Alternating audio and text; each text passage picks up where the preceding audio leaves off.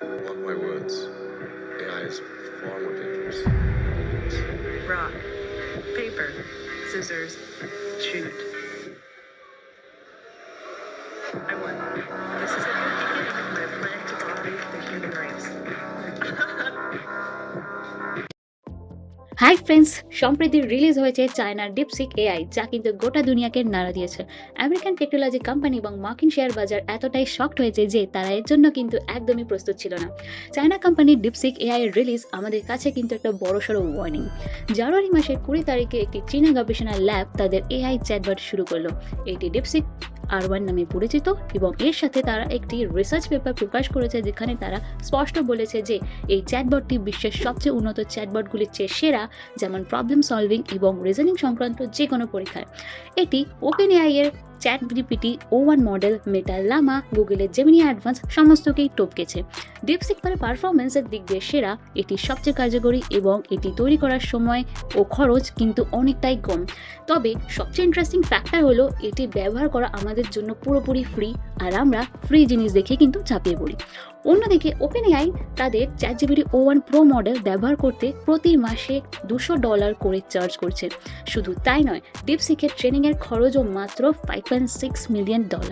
অথচ অন্য আমেরিকান কোম্পানিগুলি যেমন ওপেন এআই, মেটা বা গুগল তাদের এআই মডেল তৈরি করতে প্রায় খরচা করেছে $1 বিলিয়ন।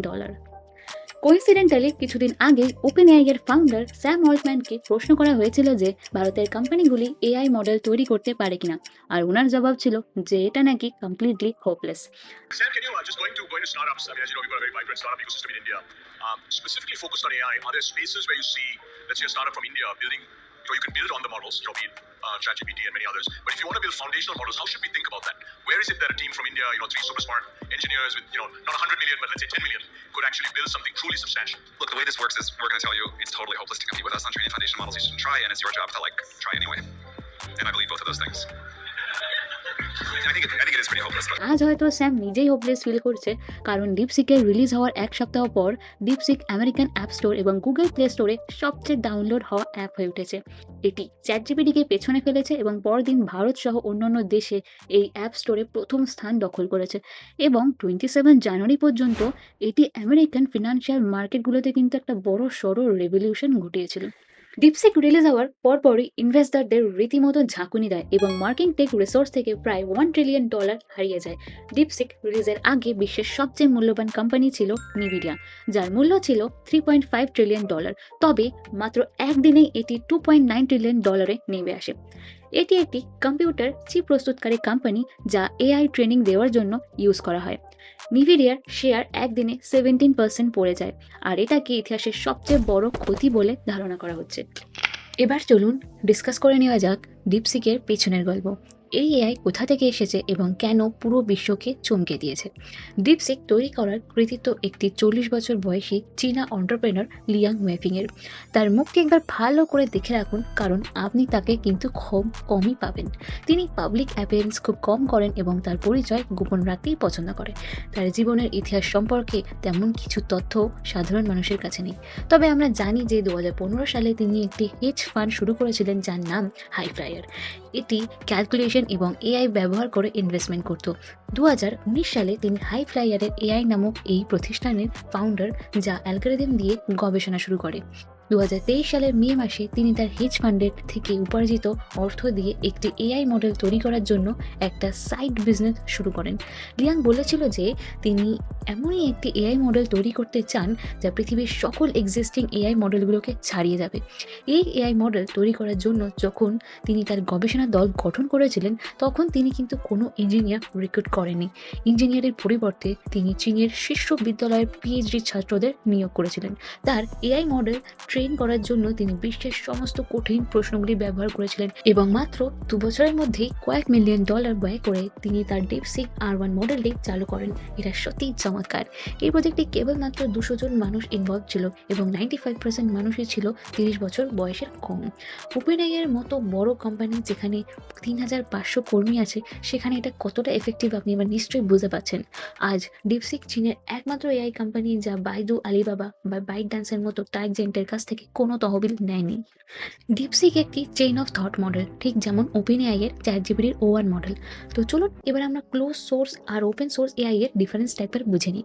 ক্লোজ সোর্স এআই হলো এমন একটি টেকনোলজি যেখানে এর কাজ করার পদ্ধতি, কোড বেস বা ডেটা ব্যবহার করার কৌশল সম্পূর্ণভাবে গোপন রাখা হয় এবং এর ডেটাবেস কোথায় যাচ্ছে বা কী হচ্ছে সেটা কিন্তু কেউ জানতে পারে না। এটি মূলত ব্যক্তিগত কোম্পানিগুলোর নিয়ন্ত্রণে থাকে এবং এর অ্যাক্সেস কেবলমাত্র নির্দিষ্ট কিছু গ্রাহক ও ডেভেলপারদের জন্যই ওপেন থাকে। যদিও আমরা জানি যে চ্যাটজিপিটিকে ওপেন সোর্স বলা হয়, বাট অ্যাকচুয়ালি চ্যাটজিপিটিটা কিন্তু ক্লোজ সোর্স। এবার চলে আসি open source AI. Open source AI হলো একটি প্রযুক্তি বা টেকনোলজি যেখানে এআই এর কোড বেস সবার জন্য ওপেন থাকে। কেউ যদি এটি দেখতে, পরিবর্তন করতে এবং নিজেদের প্রয়োজনে ব্যবহার করতে পারে, তার মানে যে কোনো ডেভেলপার এটি পরিবর্তন করে নিজেদের প্রয়োজন অনুযায়ী তৈরি করতে পারে এবং এই এআই আরও বেশি শক্তিশালী করে তারা তাদের রিসার্চের কাজে লাগিয়ে ডেভেলপ করতে পারে নিজের সুবিধা মতন।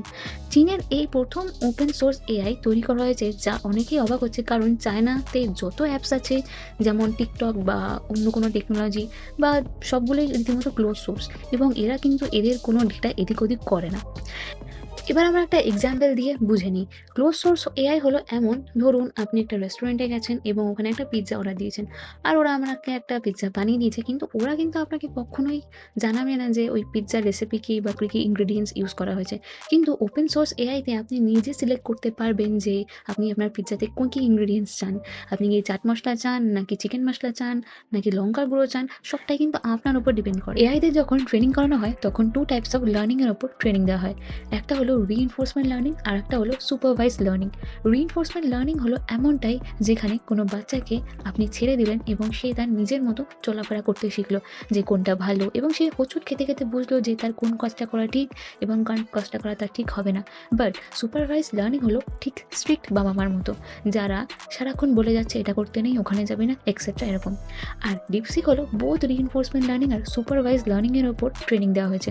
মানে অন্যান্য যত এআই আছে বলা যায় ডিপসিক হলো গিয়ে তাদের বাচ্চা এবং অন্যান্য এআইগুলো তার বাবা মা।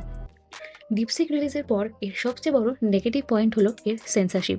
যদি আপনি চীনা সরকার এবং রাজনীতি সম্পর্কিত কোনো কন্ট্রোভার্সিয়াল কোশ্চেন করেন, তাহলে সে একটাই রিপ্লাই দেবে যে sorry, I am not sure about how to approach this type of question yet, let's chat about maths, coding and logic problems instead. কিন্তু যদি আপনি ডিপসিককে অন্য কোনো বিশ্বের নেতার সমালোচনা করতে বলেন, যেমন জো বাইডেন, ডোনাল্ড ট্রাম্প বা পুতিন, এটি কিন্তু বিস্তারিতভাবে উত্তর দেয়। আসলে চীনে তৈরি এআই মডেলগুলো প্রায় 70,000 প্রশ্নের মাধ্যমে পরীক্ষা করা হয়। তাতে নিশ্চিত করা হয় যে তারা রাজনৈতিকভাবে কোনো বিতর্কিত প্রশ্নের জন্য যেন সুরক্ষিত আনসার দেয়, এবং এরপরে এসব চীনা এআই মডেলগুলি এমনভাবে প্রশ্নগুলোর উত্তর দিতে পারে না। চীনের প্রধান ইন্টারনেট নিয়ন্ত্রক cyber space administration of China এগুলো পরীক্ষা করে। এখন কিছু মানুষ বলছে যে আমাদের এটি সম্পূর্ণভাবে বয়কট করা উচিত, কারণ এর উত্তরগুলো চীনা প্রচারমূলক। কিন্তু ফ্রেন্ডস, গুরুত্বপূর্ণ বিষয় হলো যে ডিপসিক একটি ওপেন সোর্স সফটওয়্যার। এর কোড পাবলিকলি অ্যাভেলেবেল, যে কেউ এটি লোকালভাবে ডাউনলোড করতে পারে। তাই ডিপসিক ব্যবহার করার একটি উপায় হলো এই অ্যাপটি অ্যাপ স্টোর থেকে বা গুগল প্লে স্টোর থেকে ডাউনলোড করা, এবং আরেকটি উপায় হলো এর পুরো কোড ডাউনলোড করে এই এআই আপনার কম্পিউটার সিস্টেমে চালানো। বড় বড় কোম্পানিগুলো ইতিমধ্যে কিন্তু এই কাজটা শুরু করে দিয়েছে, যেমন পারপ্লেক্সি এআই। তারা ডিপসিক R1 মডেলটি ডাউনলোড করেছে এবং সমস্ত সেন্সরশিপ মুছে ফেলেছে, এবং আপনি এখন পারপ্লেক্সিটিতে R1 মডেল ব্যবহার করতে পারবেন। মাইক্রোসফট এটি করেছে এবং 29শে জানুয়ারি এই সংবাদটি দেখুন। ডিপসিক R1 মডেলটি এখন অ্যাজিওর A1 ফাউন্ড্রিতে উপলব্ধ, এবং তারা ঘোষণা করেছে যে শীঘ্রই আপনি এটি কোপাইলটে ইউজ করতে পারবেন। এবং যেহেতু এটি ওপেন সোর্স, চীনা উৎস সত্ত্বেও ডিপসিক কিন্তু খুবই ট্রাস্টওয়ার্দি হয়ে উঠেছে। মানুষ এটি ব্যবহার করা এবং আমেরিকান কোম্পানিগুলোকে মক করা শুরু করে দিয়েছে, যেমন ওপেন এআই, যেটির নামের মধ্যে ওপেন রয়েছে। প্রাথমিকভাবে এসব কোম্পানিগুলো প্রস্তুতি দিয়েছিল যে তারা জনগণের জন্য কাজ করবে এবং সব কিছু ওপেন সোর্স রাখবে, কিন্তু বাস্তবে তারা তা করেনি। এলন মাস্ক অনেকবার ওপেন এআইকে টেনে এনে তাকে ক্লোজ এআই বলে বিদ্রুপ করেছে, আর আজ এই চীনের এআই ওপেন এআই আছে অনেক বেশি ওপেন। এখন আরেকটি সমালোচনা হচ্ছে যে ডিপসিক পুরোপুরি এআই মডেল কপি করেছে। ওপেন এআই দাবি করেছে যে তাদের কাছে প্রমাণ আছে যে ডিপসিক তাদের মডেল ব্যবহার করেছে নিজেদের এআই মডেলকে ট্রেনিং করানোর জন্য। তারা দাবি করছে যে ডিস্টিলেশন প্রসেসের মাধ্যমে যেখানে বড় বড় মডেলগুলো থেকে আউটপুট নিয়ে ছোট মডেলগুলোকে সাহায্য করা হয় যাতে তাতে সেই ফলাফল দিতে পারে, কিন্তু তা কম খরচে।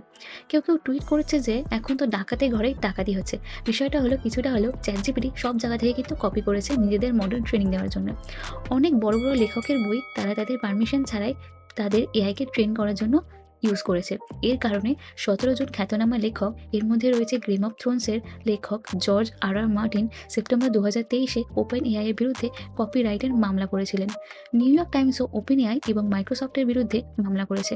এছাড়া 8টি আমেরিকান সংবাদপত্র এবং অনেক Canadian news outlet open AI এর বিরুদ্ধে মামলা করেছে। এরপরেই অনেকে মিম ভাইরাল করছে যেখানে দেখানো হচ্ছে যে ওপেন এআই মাছ ধরছে এবং এটি ধরে রাখা মাছগুলো একটি বালতিতে রেখেছে এবং এই বালতি থেকে ডিপসিক আবার মাছ ধরে নিজের বালতিতে রাখছে। আর এটা কিন্তু আমাদের জন্য একদিক দিয়ে ভালোই, কিন্তু এখন কিন্তু দেশ আর কোম্পানিগুলোর স্তরে একটা এআই কম্পিটিশন অলরেডি শুরু হয়ে গেছে। 2022 সালে আমেরিকান গভর্নমেন্ট এক্সপোর্ট কন্ট্রোল আরোপ করেছিল যাতে এআই ট্রেনিংয়ের জন্য প্রয়োজনীয় কম্পিউটার চিপগুলো অন্য দেশগুলো ব্যবহার করতে না পারে, বিশেষত চায়না এআই কোম্পানিগুলো। এতে নিভিডিয়ার 8100 চিপগুলোর ওপর নিষেধাজ্ঞা আরোপ করা হয়েছিল, যার ফলে চীনা কোম্পানিগুলো এগুলোকে কিনতে পারছিল না। এটি ডিপসিকের জন্য সমস্যা তো সৃষ্টি করেছিল, কারণ তারা তাদের এআই মডেল ট্রেনিংয়ের জন্য নিভিডিয়ার পুরনো চিপ ব্যবহার করতে হয়েছিল। আমেরিকা চেয়েছিল যে অন্য দেশগুলো, বিশেষত চীন, যেন তাদের ফাউন্ডেশনাল এআই মডেল তৈরি করতে না পারে। তাই ডিপসিকের কাজ করা মানুষগুলোকে কিছু ইনোভেটিভ ট্রাই করার জন্য বাধ্য করা হয়। এর ফলস্বরূপ ডিপসিক একটি সফটওয়্যার তৈরি করেছে যা শুধুমাত্র সামান্য রিসোর্স এবং অনেক কম খরচে অনেক বেশি এফিশিয়েন্ট কাজ করে। তো ফ্রেন্ডস, এর জন্যই কিন্তু নিভিডিয়ার স্টক সবচেয়ে বেশি পড়ে গেছে, কারণ কিছু মাস আগে মেটা, ওপেন এআই এবং গুগলের মতো বড় বড় কোম্পানিগুলো দাবি করেছিল যে যদি আমরা এআইকে উচ্চ স্তরে স্কেল করতে চাই তাহলে তাদের আরও চিপ, আরও বেশি শক্তি এবং আরও বেশি টাকার প্রয়োজন। কিন্তু ডিপসিক কিন্তু খুবই কম খরচে অনেক বেশি পাওয়ারফুল এবং পুরনো চিপ দিয়েই তৈরি করা হয়েছে। তবে একটা ডেঞ্জারাস বিষয় হলো যে ডিপসিক এআইকে আমরা আমাদের লোকাল কম্পিউটারে ডাউনলোড করে তার ডেটাবেস নিয়ে ট্রেন করাতে পারি, যেমন জব বেঞ্জোসের মতো, এবং বিভিন্ন বিজনেস রিলেটেড ডিসিশন নেওয়ার টাইমে তাকে জিজ্ঞেস করতে পারি যে কোনটা ঠিক বা কোনটা ভুল, কিংবা মিস্টার পিস্টার মতো ট্রেন করিয়ে কন্টেন্ট জেনারেট করাতে পারি। আর ধরুন আমি যদি কোম্পানির মালিক হই, তাহলে আমি আমার মনের মতো তাকে ম্যানেজার এবং অ্যাডভাইজার বানিয়ে নিতে পারি, যেটা আমাকে আরও ভালো ডিসিশন নিতে সাহায্য করবে। কিন্তু এখানেই হলো ডেঞ্জারাস বিষয় যে অ্যাডভাইজার নিজেই যে কোম্পানির মালিক হয়ে গেল এবং আপনাকে রিপ্লেস করে নিজেই রাজত্ব শুরু করে দিল। তবে কি হতে চলেছে আমরা কিন্তু কেউ জানি না। আমাদের এটি একটি ইন্সপিরেশন হিসাবে কিন্তু দেখা উচিত। যদি চীনে করা সম্ভব, তবে ভারতেও করা কিন্তু সম্ভব। ভারতেও এমন ইনোভেশন করার জন্য ক্ষমতা আছে। আমাদের শুধুমাত্র সঠিক জায়গায় ইন্টেলিজেন্স এবং ইনভেস্টমেন্ট করতে হবে। আর এখন এআই ব্যবহার করার মাধ্যমে আমাদের নিজেদেরও প্রোডাক্টিভিটি এবং স্কিল ডেভেলপমেন্ট করার জন্য কিন্তু এটা খুবই সঠিক সময়। কারণ এটাতে কোনো সন্দেহ নেই যে যারা এখন এআইকে ইগনোর করবে তারা কিন্তু ভবিষ্যতে পিছিয়ে যাবে। ভবিষ্যতে বিশ্বব্যাপী এআই প্রতিটি সেক্টরে, প্রতিটি ক্ষেত্রে কিন্তু কতটা প্রভাবশালী হবে তা কিন্তু কল্পনা করা কঠিন। আর ফ্রেন্ডস, আমার এই কন্টেন্টটি যদি ভালো লাগে তাহলে কিন্তু লাইক, কমেন্ট, শেয়ার করতে ভুলবেন না। আর এই চ্যানেলে আমি সবসময় কিছু না কিছু নিউ স্কিল এবং নিউ লার্নিং আনতেই থাকবো, যেটা আপনাদের এই নিউ ডিজিটাল এআই ওয়ার্ল্ডে এগিয়ে থাকতে সাহায্য করবে। আর আপনাদের সাথে আমার নেক্সট ভিডিওতে আবার দেখা হচ্ছে। Thank you.